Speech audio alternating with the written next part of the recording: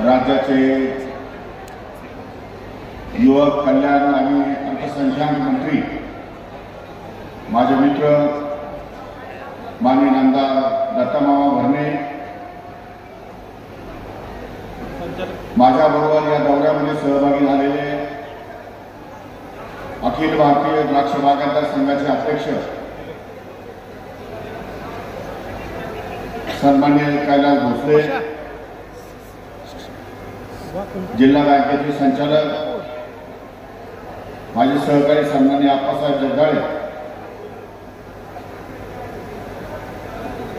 माननीय आमदार यशवंतदादा माने, माननीय श्री विलासरावजी माने माजी सभापती, आपल्या कृषी उत्पन्न बाजार समितीचे अतिशय तरुण कडकदार असे सभापती सन्माननीय श्री तुषार जाधव, उपसभापती मनोहरजी दुखे, सन्माननीय दत्तात्रय फडतरे, मधुकरराव भरणे, रोहित मोहळकर, अनिल परब, संग्रामसिंह निंबाळकर,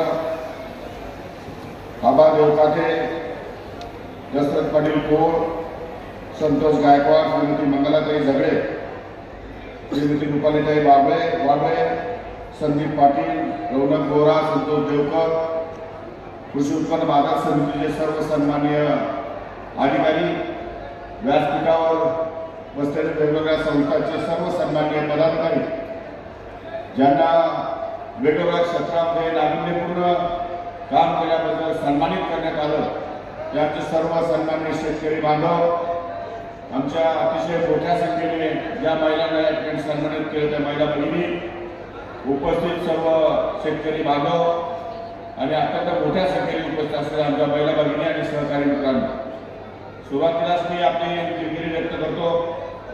आजच्या मुहूर्तावर फार लग्नाची ती दाट असल्यामुळे या ठिकाणी प्रत्येकाला इतक्या वेळ थांबणं शक्य होणार नव्हतं, परंतु मला या ठिकाणी येण्यासाठी उशीर झाला. 3 वाजेचा वेळ मी या ठिकाणी दिला होता, परंतु दुर्दैवाने या ठिकाणी यायला मला उशीर झाला. त्याबद्दल मी आपली पुन्हा एकदा दिलगिरी व्यक्त करतो. इथूनही मला परत परभणीला रात्री मुक्कामाला जायचं आहे. उद्या सकाळी कॉन्व्होकेशन आहे 10 वाजता, त्यामुळे मला रात्रीतून परभणीला जावं लागणार आहे. शिवाय मी बाहेरून जाणार आहे, त्यामुळे मला उशीर होईल. त्यामुळे मी घाई गर्दीमध्ये सरकार सुद्धा 2-3 व्यक्तींचाच प्रतिनिधी स्वरूपामध्ये केला आणि मार्केट कमिटीच्या सर्व संचालक मंडळाला विनंती केली की मला पुढे जायचं असल्यामुळे आपण लवकरात लवकर हा कार्यक्रम आठवड्यात फार भरवू आणि त्या दृष्टिकोनातून या ठिकाणी आपण माझ्या हस्ते उद्घाटन करून घेतलं. गेले 3-4 दिवस अतिशय मेहनत करून वेगवेगळ्या प्रकारचे स्टॉल लावले, कृषी खात्याने लावले, बँकांनी लावले, कंपन्यांनी लावले, शेतकऱ्यांनी लावले. आमच्या शेतकरी बांधवांच्या या ठिकाणी वेगवेगळ्या प्रकारचे जनावर जे अतिशय उत्कृष्ट आहेत अशी जनावर बघण्याचा योग या निमित्ताने आलेला आहे. म्हणजे एकंदरीतच या मार्केट कमिटीला जेवढे धन्यवाद द्यावे तेवढे कमी आहे. वास्तविक ही तरुण मंडळी सर्व यांनी तालुक्यात पुढाकार घेऊन प्रचार आणि प्रसाराचं काम या ठिकाणी नवीन तंत्रज्ञान आणि नवीन पिकाचं या ठिकाणी पॅटर्न हा तालुक्यातल्या गावागावापर्यंत पोहोचवण्यासाठी अशा प्रकारचं एक्झिबिशन या ठिकाणी आयोजित केलेलं आहे. प्रदर्शनाचा सोहळा या ठिकाणी आयोजित केलेला आहे. दत्तामामा भरणे म्हटले ती गोष्ट खरी आहे की नाशिकच्या नंतर किंवा नाशिकच्या बरोबरीने इंदापूर तालुका हा शेतीच्या दृष्टीने अत्यंत प्रगतिशील आहे.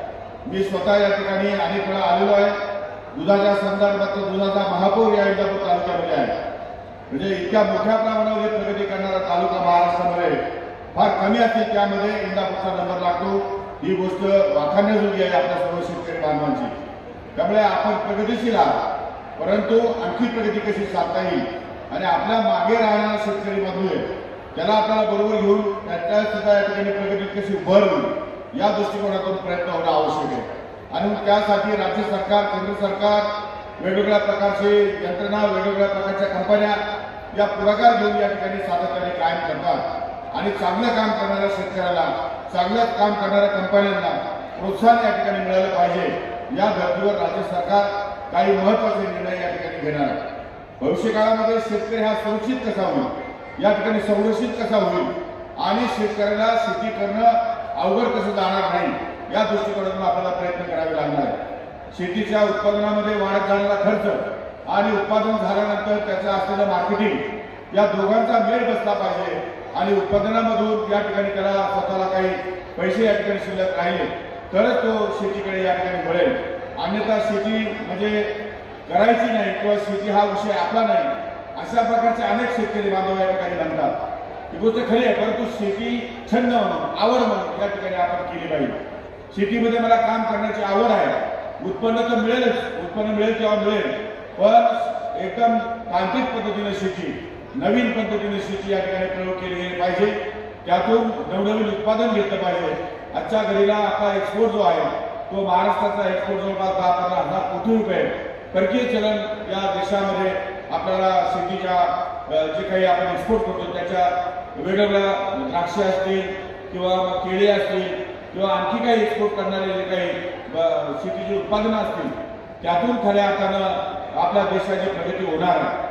आणि म्हणून भविष्य काळामध्ये उत्पादन खर्च कसा कमी करता येईल यावर आमचा विचार मोठ्या प्रमाणात सुरू आहे. केंद्र सरकारला बरोबर घेऊन केंद्र सरकारच्या मार्फत, कारण आपल्याला कल्पना आहे की कृषी खात्याच्या योजना या 50% केंद्र सरकारशी निगडीत आहे आणि केंद्र सरकारशी निगडीत असल्यामुळे केंद्र सरकारच्या संमतीशिवाय, केंद्र सरकारच्या परवानगीशिवाय आपल्याला फार काही त्यामध्ये वेगळा बदल करता येणार नाही. आणि म्हणून कायदे केंद्राचे आहेत, केंद्राच्या कायद्यामध्ये दुरुस्ती करून आपल्याला या ठिकाणी काही बदल करावे लागतील आणि शेतीचा उत्पादन खर्च आहे तो कसा कमी करता येईल जेणेकरून उत्पादन कसं वाढेल आणि 2 पैसे शेतकऱ्याला कसे मिळतील ही महत्वाची गोष्ट आपल्याला भविष्यकाळात बघायची. त्याचप्रमाणे आज शेतीच्या संदर्भामध्ये बी बियाणे, औषधे, खते याच्यामध्ये लिंकिंगची जी सवय सुरू झाली आहे, मोठमोठ्या प्रमाणात कंपन्या लिंकिंग करतात आणि ज्या औषधाची गरज नाही, ज्या खताची गरज नाही त्या औषधं आणि खतं शेतकऱ्याला घ्यायला कंपल्सरी करतात. त्यामुळे 200 रुपयाचं युरियाची गोळी घ्यायची, वरतून 1000 रुपयाचं औषध घ्यायचं ज्याची गरज नाही अशा प्रकारचे औषधं घेणं कंपल्सरी केल्यामुळे शेतकऱ्यांमध्ये आणखी या ठिकाणी चिंतेचं वातावरण आहे. याही गोष्टीची मला कल्पना आहे. शेती या विभागामध्ये, या खात्यामध्ये फार मोठ्या प्रमाणामध्ये या ठिकाणी बेशिस्त या ठिकाणी आढळून येते. पण भविष्य काळामध्ये आपल्याला हे स्ट्रीमलाईन कसं करता येईल, हे 1 विंडो खिडकी कसं करता येईल आणि सोपं कसं करता येईल हा विचार या निमित्ताने आम्ही करतोय.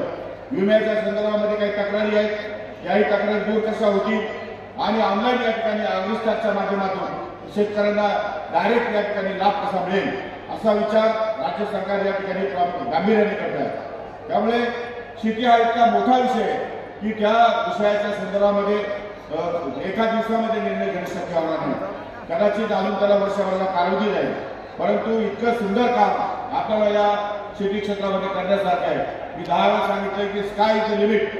आपल्याला याच्यामध्ये जेवढं काम कराल तेवढं काम कमीच आहे. त्यामुळे जेवढं जास्त काम उभं करता येईल तेवढं काम आपल्याला भविष्यकाळात उभं करायचं आहे.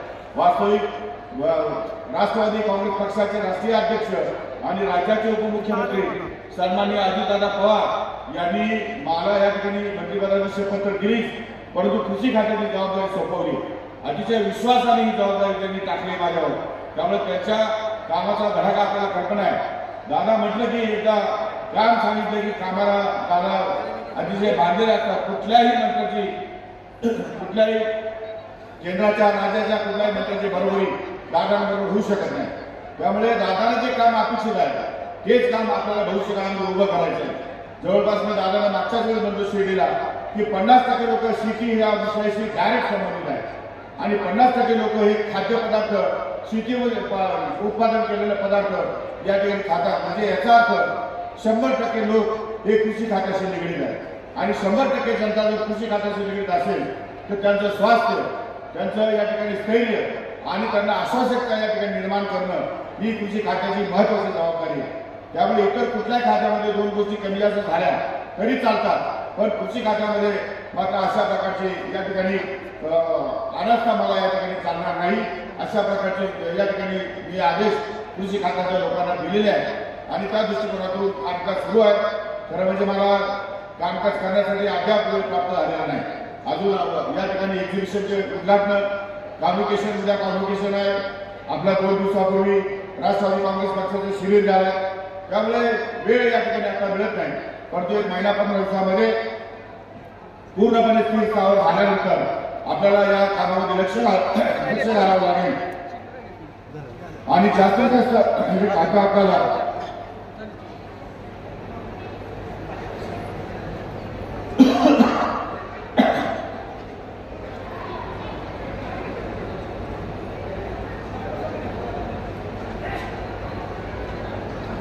जास्तीत जास्त या खात्यामध्ये आपल्याला पारदर्शकता निर्माण करावी लागेल. आम्ही तर असं म्हणतो की सॅटेलाइटच्या माध्यमातून या ठिकाणी त्याची पेरणी झाली पाहिजे, पिंप्याला झाला पाहिजे, त्याला व्यवस्थित त्याला न्याय मिळाला पाहिजे आणि चोऱ्या करणाऱ्या लोकांना बंधन घातलं पाहिजे. त्यामध्ये अनेक कोट्यवधी रुपये वाचतील शासनाचे आणि ते पैसे आमच्या शेतकऱ्याला वेगवेगळ्या योजनांच्या मार्फत त्यांच्यापर्यंत पोहोचवता येतील. इतिहास जमा झालेल्या योजना अद्यापही सुरू आहेत. काही योजना बंद कराव्या लागतील, काही योजना नव्याने सुरू कराव्या लागतील, नवीन बी बियाणं आणावं लागेल. परवा आम्ही बारामतीच्या केविकेमध्ये पाहिलं तर जे मंथनला कांदा संशोधन केंद्र आहे त्यामध्ये कांदा उत्पादित केलेलं त्यांनी गॅरंटीने सांगितलं की 9 महिने आमचा कांदा टिकतो. आपल्याकडे कांद्याची लागवड कमी होत असेल, आमच्याकडे कांदा, द्राक्षे, ऊस, सोयाबीन आणि बऱ्याच प्रकारचे क्रॉप होतात. संपूर्ण महाराष्ट्रावर वेगवेगळ्या प्रकारचे क्रॉप होतात. त्यामुळे काही ठिकाणी मिलेट्स, आदिवासी भागामध्ये मिलेट्स येतात, काही ठिकाणी भाताची लागवड होते, काही ठिकाणी या ठिकाणी तूर येते, काही ठिकाणी कपास येते. म्हणजे अशा प्रकारचे वेगवेगळे भाग पाहून दुष्काळी जमीन, बागायती जमीन, त्यामुळे या सगळ्यांचा या ठिकाणी जो काही वेगवेगळे सेक्शन करून आणि त्यातून आपल्याला त्यांना न्याय कसा देता येईल हा विचार राज्य सरकार या ठिकाणी करतंय. त्यामुळे कोणत्याही परिस्थितीमध्ये शेतकरी सुरक्षित झाला पाहिजे या दृष्टिकोनातून आमचे प्रयत्न सुरू आहेत आणि यासाठीच पुढच्या काळामध्ये आता खरं म्हणजे अतिशय चांगली गोष्ट आहे. कृषी उत्पन्न बाजार समितीला मी धन्यवाद देईन की त्यांनी अशा प्रकारचे एक्झिबिशन या ठिकाणी भरवलं आहे, शेतकऱ्यांना प्रोत्साहन दिले, आमच्या महिला भगिनींना प्रोत्साहन दिले. मला खात्री आहे पुढच्या काळामध्ये तालुका पातळीवरती एक्झिबिशन सुरू करावे लागतील जेणेकरून हे ज्ञान आणि तंत्रज्ञान हे लोकांच्या गावापर्यंत शेवटच्या शेतकऱ्यांपर्यंत कसं जाईल याचा विचार करण्यासाठी प्रचार आणि प्रसार माध्यम अधिक सक्षम करावे लागणार आहे आणि ते काम आपल्याला भविष्यात उभं करायचं आहे. आमच्या महिला भगिनींना जास्तीत जास्त कसं काम करता येईल. काल मी दादाशी बोलत असताना दादाला म्हटलं की दादा आपण जे काही एक्झिबिशन करतो त्या एक्झिबिशनमध्ये आमच्या महिला भगिनी मोठ्या प्रमाणात आल्या पाहिजे तर त्यांना आपण अनुदान देऊ, पण त्या दिवशी 1 दिवस किंवा 2 दिवस हे एक्झिबिशन फक्त महिलांसाठी ठेवायचं आणि गावागावातून महिला या ठिकाणी गाडी करून त्यांना आणायचं, त्यांना ते प्रयोग दाखवायचे आणि त्यांनी स्वतः या ठिकाणी शेतीमध्ये प्रयोग करायचे. आपल्याला सर्वांना कल्पना आहे, आपल्याला वाईट वाटण्याचं कारण नाही, परंतु महिला भगिनी या फार शेतामध्ये राहतात. दूध काढण्यापासून तर सगळ्याच गोष्टी महिला भगिनी करतात. त्यामुळे त्यांना या अतिशय चांगलं ज्ञान या ठिकाणी उपलब्ध करून देणं आणि त्या ठिकाणी नवीन तंत्रज्ञानाची जाणीव करून देणं ही सुद्धा काळाची गरज आहे. त्यामुळे ते सुद्धा आपल्याला भविष्यकाळात करायचं आहे. येणाऱ्या काळामध्ये जी काही नवीन महाविद्यालय आपण सुरू केलेली आहे त्यामध्ये काही महाविद्यालय बंद करून महिला महाविद्यालय आपण सुरू कसे करता येईल त्याचाही या ठिकाणी राज्य सरकार प्रामुख्याने या ठिकाणी विचार करणार आहे. त्यामुळे अनेक योजना आहेत, अनेक गोष्टी आहेत, त्यासाठी आपल्याला पुढे जावं लागेल आणि या सगळ्या गोष्टीमध्ये जो शेतकरी आज शासनावर नाराज आहे किंवा जो शेतकरी आज या ठिकाणी सरकारवर या नाराज आहे, आपल्याला काही मिळत नाही, आपल्या वाट्याला काही येत नाही आणि अनेक गोष्टी करत असताना अनेक वेळा त्यांना चिरीमिरीची वाटप करावी लागते, त्यामधून त्याची सुटका झाली पाहिजे ही खरी राज्य शासनाची भूमिका आहे. आता काही शेतकऱ्यांचं असं म्हणणं की सगळं सरकारनेच करावं. सरकारला काही मर्यादा आहे, सरकार तुम्हाला सुविधा देईल पण सरकारला काही मर्यादा आहेत, त्या मर्यादेमध्ये राहून अधिक नवीन सुविधा कशा देता येतील तो विचार या ठिकाणी सरकार आणि आम्ही सर्व या ठिकाणी मनापासून करणार आहोत. त्यामुळे तालुका पातळीवरची एक्झिबिशन, त्यामुळे गावागावामध्ये रेनगेज या ठिकाणी बसवण्याचा निर्णय घेतलेला आहे. प्रत्येक गावामध्ये रेनगेजमुळं, अतिवृष्टीमुळं, गारपीटमुळं जे काही नुकसान होतं ते नुकसान काउंट होत नाही. कारण अलीकडच्या काळामध्ये पाऊस इथे पडला तर गावात पडत नाही, गावात पडला तर इथे पडत नाही, अशा प्रकारची परिस्थिती निर्माण होते. आणि आपलं जे महसूल केंद्र आहे त्या महसूल केंद्रामध्ये कुठेतरी आपण रेनगेज या ठिकाणी बसवतो.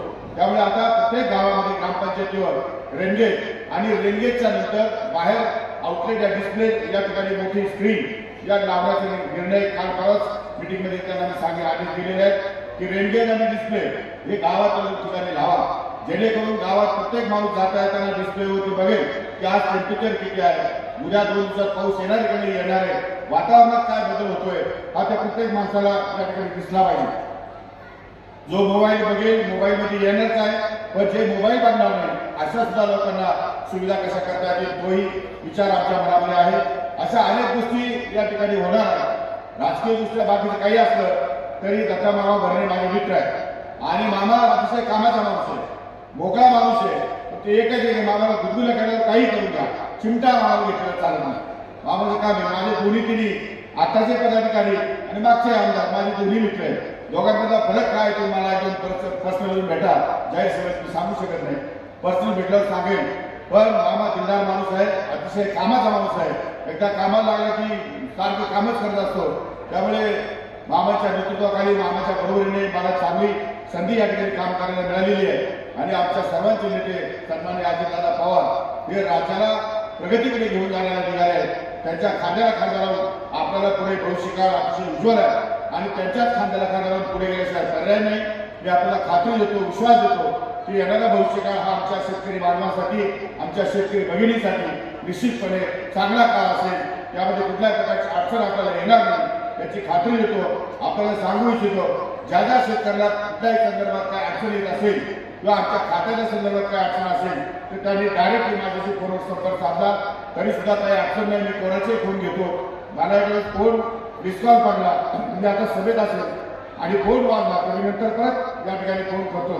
त्यामुळे सुसूत्रता आणि समन्वय आपल्यामध्ये असला पाहिजे यासाठीची भूमिका आपली एकदम पॉझिटिव्ह आहे आणि मग या दृष्टिकोनातून सर्व शेतकऱ्यांनी या ठिकाणी अलग राहणं आवश्यक आहे ते तुम्ही कराल अशी अपेक्षा व्यक्त करतो. पुन्हा एकदा या एक्झिबिशनला उपस्थित असणाऱ्या सर्व आमच्या शेतकरी बांधवांना भगिनींना मनापासून शुभेच्छा देतो आणि कृषी उत्पन्न बाजार समितीचे सभापती उपसभापती आणि सर्व संचालक मंडळ यांना सुद्धा अतिशय मनापासून धन्यवाद देतो. यांनी सुरू केलेलं आहे. पुढच्या काळामध्ये सर्वच तालुक्यातल्या कृषी उत्पन्न बाजार समित्यांना अशा प्रकारचे एक्झिबिशन आम्ही भरायला सांगू. त्याचप्रमाणे आमच्या महिला भगिनी जे काही प्रॉडक्ट तयार करतात त्यांच्या विक्रीसाठी आपल्याला थोडंफार काही सुविधा या ठिकाणी मार्केट कमिटीने दिली जागा तर त्यामध्ये आम्ही शॉपिंग मॉल या ठिकाणी उभा करू आणि तो शॉपिंग मॉल आमच्या बचत करणाऱ्या महिला किंवा उमेद महिला किंवा कंपन्या यांना या ठिकाणी चालवण्यासाठी या ठिकाणी काही नॉमिनल बेसिसवर भाड्यावरती उपलब्ध करून देऊ अशा प्रकारची कल्पना माझ्या मनामध्ये आहे. त्यामुळे भविष्यकाळ आपला चांगलाच आहे याची खात्री देतो. पुन्हा एकदा खूप उशीर झाला, आपण थांबला. मी आपले मनापासून आभार व्यक्त करतो आणि मला या ठिकाणी येऊन आपण माझ्या हस्ते या प्रदर्शनाचं उद्घाटन केलं, शिवाय आमच्या सर्वांचा सत्कार केला त्याबद्दल संयोजकांचे मनापासून आभार व्यक्त करतो आणि थांबतो. जय हिंद, जय महाराष्ट्र. धन्यवाद.